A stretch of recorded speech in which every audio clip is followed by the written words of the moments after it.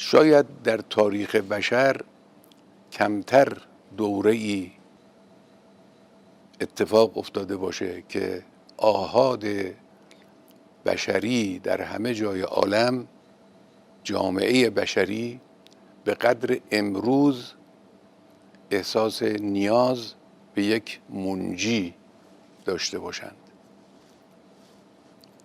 چه نخبگان که آگاهانه این نیاز رو احساس میکنند، چه بسیاری از مردم که احساس نیاز میکنند ولی در ناخودآگاه خودشون احساس نیاز به یک منجی، احساس نیاز به مهدی، احساس نیاز به یک دست قدرت الهی، احساس نیاز به یک امامت معصوم، احساس نیاز به عصمت، به هدایت الهی.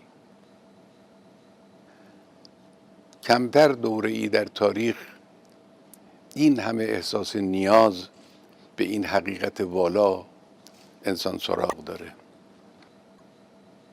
امروز بعد از آنی که بشریت مکاتب گوناگون و نهله‌های فکری گوناگون و مسلک‌های گوناگون رو تجربه کرده، از کمونیسم تا دموکراسی غربی تا لیبرال دموکراسی رایج در دنیا، با این همه ادعایی که اینها دارند، بشر بعد از اینکه اینها رو تجربه کرده احساس آسایش نمی‌کنه.